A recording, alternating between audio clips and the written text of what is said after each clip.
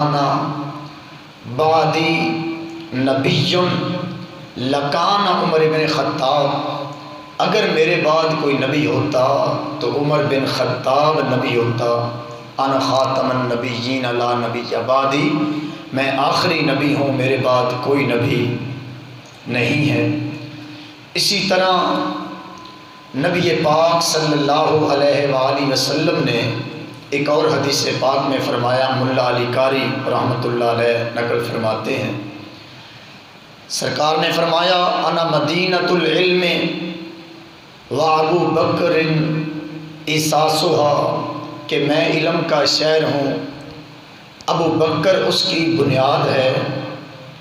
و عمر حیطانها، عمر فاروق اس کی دیوار ہے، و عثمان سقفها، عثمان غنی اس کی چھت ہے،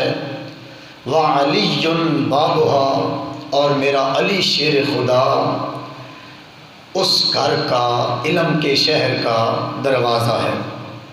اسی طرح حضرت ابو بکر صدیق رضی اللہ تعالیٰ عنہ، آپ کی نظر کے اندر بھی حضرت عمر کا بڑا اعلیٰ مقام، بڑی اعلیٰ شان۔ حضرت ابو بکر جب بھی حضرت عمر کو بلاتے تو فرماتے یا خیر الناس بعد رسول اللہ، اے اللہ کے نبی کے بعد تمام انسانوں میں بہترین انسان، افضل انسان۔ اسی طرح ایک اور روایت کے اندر حضرت ابو بکر صدیق رضی اللہ تعالی عنہ نے عمر فاروق سے فرمایا کہ میں نے سرکار سے سنا، آقا کریم نے فرمایا ما طلعت الشمس علی رجل خیر من عمر، یعنی سورج کسی ایسے شخص پر طلوع نہیں ہوا جو عمر بن خطاب سے بہتر ہو، افضل ہو۔ اسی طرح مولا علی شیر خدا کرم اللہ تعالی وجہ الکریم مسجد نبوی کے اندر تشریف لائے تو دیکھا کہ مسجد روشن ہے، چراغ جلا ہے، مسجد کے اندر قندیل روشن ہے۔ مولا علی نے صحابہ کرام سے پوچھا کہ یہ مسجد کے اندر روشنی کس نے کی؟ تو عرض کی گئی کہ عمر بن خطاب نے قندیل کا انتظام کیا، بتی کا انتظام کیا، جس کی وجہ سے قبر روشن ہے۔ تو حضرت مولا علی مسجد میں کھڑے ہو کر فرماتے ہیں نور اللہ مرکتہ، یا اللہ جس طرح عمر نے تیرے گھر کو روشن کیا ہے، علی کی دعا ہے کہ تو عمر کی قبر کو بھی ایسے ہی روشن فرما دے۔ اسی طرح ایک اور حدیث پاک کے اندر جب حضرت عمر ابن خطاب رضی اللہ تعالی عنہ نے اپنے بیٹے عبداللہ سے فرمایا کہ حسن اور حسین کی برابری کرنے کی کوشش نہ کر، اس کی وجہ یہ ہے کہ حسن اور حسین کا نانا نبیوں کا سلطان ہے، باپ ولیوں کا سلطان ہے، ماں عورتوں کی سلطان ہے، سردار ہے، بھائی جنتی جوانوں کا سردار ہے، خود حسین جنتی جوانوں کا سردار ہے۔ جب یہ بات کی کہ ان کو میں نے 1000 درہم دیا، اپنے بیٹے کو 500 درہم دیا، یہ بات حضرت حسنین کریمین حسن اور حسین نے اپنے بابا مولا علی سے جا کر بیان کی کہ ابو جان اپنے بیٹے کو تو حضرت عمر نے 500 درہم دینار دیے، ہمیں 1000 دیا۔ تو حضرت عمر بن خطاب کی یہ بات سن کر مولا علی مسکرائے اور مسکرا کر فرمایا اے میرے بیٹو تم بھی سن لو، عمر کوئی عام شان والا نہیں، عمر و سراج و اہل الجنہ، عمر کو اللہ نے جنت کا چراغ بنا کے دنیا میں مبعوث فرمایا ہے۔ عمر جنت کا چراغ ہے، جنت کی سرداری علی کے بچوں کے پاس، اور جنت کی جو روشنی ہے یہ حضرت عمر بن خطاب کو اللہ نے بنایا۔ جب یہ بات حضرت عمر تک پہنچی کہ آج امیر المومنین علی شیر خدا نے آپ کے حوالے سے یہ فرمایا کہ عمر جنت کا چراغ ہے، تو حضرت عمر خود چل پڑے۔ اب دیکھیں کتنا پیار ہے آپس میں، کتنی محبت ہے ان کی آپس کے اندر۔ حضرت عمر خود چل پڑے، امیر المومنین ہے، 25 لاکھ مربع میل کا بادشاہ، چاہتے تو خود علی شیر خدا کو اپنے گھر بلا لیتے، لیکن خود نہیں بلایا، خود تشریف لے کر گئے، جا کے کہا یا علی مجھے یہ خبر پہنچی ہے کہ آپ نے فرمایا ہے کہ عمر جنت کا چراغ ہے، اس کی کیا دلیل ہے آپ کے پاس؟ تو علی شیر خدا نے کہا اے عمر، میں نے مصطفیٰ کی زبان سے سنا کہ سرکار نے فرمایا اللہ نے عمر کو جنت کا چراغ بنا دیا۔ تو کہا اے علی پھر لکھ کر دے دو، قلم کاغذ کے اوپر لکھ کر دو مجھے، تاکہ میرے پاس ایک دلیل ہو۔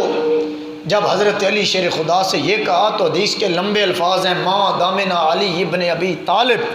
مولا علی نے کہا میں علی اس چیز کی ضمانت دیتا ہوں کہ مصطفیٰ نے فرمایا، مصطفیٰ نے کہا میں ضمانت دیتا ہوں کہ جبریل نے کہا میں ضمانت دیتا ہوں کہ اللہ وحدہ لا شریک نے فرمایا کہ عمر و سراج و اہل الجنہ،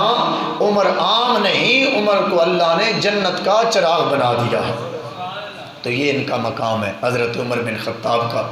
پھر اور حدیث پاک میں نبی پاک نے فرمایا ان اللہ جعل الحق علی لسان عمر، کہ میرا عمر اتنا پاک دامن ہے، اس کی زبان کی اتنی پاکی ہے کہ اللہ نے حق جو ہے وہ عمر کی زبان کے اوپر جاری فرما دیا ہے، وَقَلْبِهِ، اور جو یہ دل میں سوچتا ہے وہ بھی حق ہے، وَهُوَ الْفَارُوقُ فَرَّقَ اللَّهُ بِهِ بین الحق والباطل، میرے مصطفیٰ نے فرمایا یہ عمر کی شان ہے، اللہ نے اس کو فاروق کا رتبہ مرتبہ عطا کیا، اور فاروق وہ ہوتا ہے جو حق کو حق کر کے دکھا دیتا ہے اور باطل کو حق سے جدا کر دیتا ہے۔ ابو داؤد شریف، مشکاۃ شریف، طبقات ابن سعد، مدارج النبوہ، مستند کتب کے اندر یہ حدیث پاک موجود ہے۔ اس طرح میرے مصطفیٰ فرماتے ہیں مائی عائشہ صدیقہ، صدیق باپ کی صدیق بیٹی حضرت عائشہ صدیقہ روایت کرتی ہیں، نبی پاک نے فرمایا انی لانظر الی شیاطین الجن والانس قد فروا من عمر، سرکار نے فرمایا اے عائشہ میں نے کتنی مرتبہ دیکھا ہے کہ جب عمر آ رہا ہوتا ہے، عمر کو دیکھ کر شیطانی انسان اور شیطان جو جن ہوتے ہیں وہ عمر کا نام سن کے بھاگ جاتے ہیں، عمر کو دیکھ کر بھاگ جاتے ہیں۔ پھر حدیث میں سرکار نے فرمایا، امام بخاری نے نقل کیا اپنی صحیح کے اندر کہ اے خطاب کے بیٹے، مجھے اس ذات کی قسم جس کے قبضہ قدرت میں محمد مصطفیٰ کی جان ہے، یعنی سرکار نے فرمایا ما لقیک الشیطان سالکن فجن کتو الا سالکا فجن غیر فجکا، یعنی شیطان اس راہ پر نہیں آتا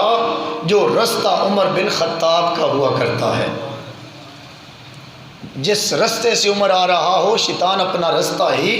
تبدیل کر لیتا ہے۔ اسی طرح یہ جو 20 رکعت نماز تراویح ہم ادا کرتے ہیں، یہ بھی باقاعدہ جماعت حضرت عمر بن خطاب کے دور سے شروع ہوئی۔ آقا کریم نے اپنی ظاہریات طیبہ کے اندر 2 دن یا 3 دن، مختلف حدیث پاک ہیں، آقا کریم نے تراویح کی جماعت کروائی، پھر اپنے گھر میں تشریف لے گئے، اگلے دن آئے عشاء کی جماعت کروائی مگر تراویح کی جماعت نہیں کروائی، اپنے گھر فوراً چلے گئے۔ اب صحابہ کرام محو گفتگو ہو گئے، اگلی رات آئی پھر سرکار نے ایسے، اس سے اگلی آئی پھر ایسے کیا۔ صحابہ نے کہا یا رسول اللہ اس کا کیا مطلب ہے؟ میرے آقا نے فرمایا میرے صحابہ اگر میں تراویح روزانہ پڑھوں گا تو اللہ تعالیٰ تراویح کو فرض فرما دے گا، تراویح کو اللہ فرض کر دے گا، اس لیے میں روزانہ اس کی جماعت نہیں کرواتا، اپنی علیحدہ علیحدہ پڑھو۔ اسی طرح حضرت عمر بن خطاب، حضرت ابو بکر صدیق رضی اللہ تعالیٰ عنہ، آپ کی ظاہریات طیبہ یعنی جو 2.5 سال آپ کی خلافت کے ہیں، آپ نے بھی تراویح کی جماعت نہیں کروائی۔ صحابہ نے کہا کہ حضور مہربانی کریں جماعت کروائیں، لیکن ابو بکر یہی فرماتے کہ جو کام میرے مصطفیٰ نے نہیں کیا وہ کام ابو بکر بھی نہیں کرے گا۔ اسی طرح جب حضرت عمر بن خطاب کا دور خلافت آیا، صحابہ کرام رضوان اللہ تعالی علیہ مجمعین نے عرض کی یا عمر لوگ قرآن بھولنا شروع ہو گئے، چونکہ اس ٹائم کتابی شکل کے اندر قرآن موجود نہیں تھا، ورقوں کے اوپر مختلف پتوں کے اوپر مختلف چیزوں کے اوپر لکھا ہوا کرتا تھا۔ تو عرض کی کہ کسی ایک بندے کو آپ منتخب فرمائیں، وہ جماعت کروائے اور باقی سارے صحابہ اس کے پیچھے پڑیں۔ حضرت عمر بن خطاب نے ابی بن کعب وہ صحابی رسول ہے کہ جس کو سرکار اپنے پاس بٹھا کر فرماتے تھے کہ مجھے اللہ نے جبریل کے ذریعے حکم دیا ہے کہ خدا مجھ سے قرآن سنتا ہے، میں تم سے قرآن سنوں گا۔ وہ ابی بن کعب، اس صحابی کو حضرت عمر نے فرمایا کہ عشاء کی جماعت میں کرواؤں گا، تراویح کی جماعت تو کروائے گا، پھر وتروں کی جماعت میں خود کرواؤں گا۔ حضرت عمر اس کے پیچھے پڑتے، وہ ابی بن کعب صحابی رسول تراویح کی جماعت کروایا کرتا تھا۔ اب حدیث پاک سنیے، میرے مصطفیٰ نے فرمایا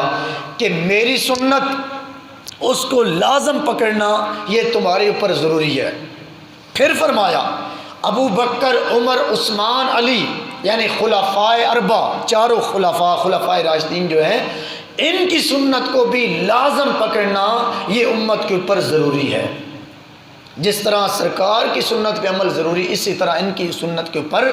عمل ضروری ہے۔ تو حضرت عمر بن خطاب نے چونکہ جماعت کروائی تراویح کی، ابی بن کعب کی ڈیوٹی لگائی، اس لیے اس دن سے لے کر آج تک اور آج سے لے کر قیامت تک امت صلاۃ تراویح جماعت کے ساتھ ادا کر رہی ہے۔ اور یہ حضرت عمر کا جو طریقہ کار تھا، اللہ نے اس کو اتنی مقبولیت عطا کی کہ اب پوری دنیا کے اندر جہاں جہاں مسلمان بستے ہیں وہاں وہاں تراویح کی جماعت ہو رہی ہے اور قیامت تک ہوتی رہے گی۔ اسی طرح حضرت عمر بن خطاب رضی اللہ تعالیٰ عنہ نبی پاک کی ازواج مطہرات، اب چونکہ شروع کے اندر پردے کا حکم نہیں تھا، سرکار اپنا ڈیرا مسجد نبوی کے اندر لگاتے تھے، چونکہ باہر کوئی ایسی محفوظ جگہ نہیں تھی،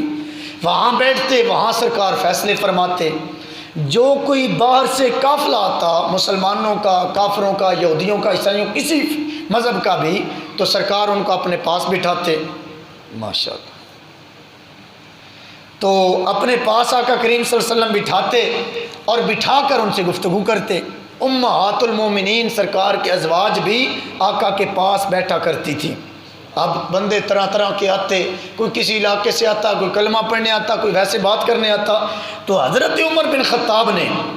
عرض کی یا رسول اللہ، طرح طرح کے لوگ آتے ہیں، اس لیے آپ مہربانی فرمائیں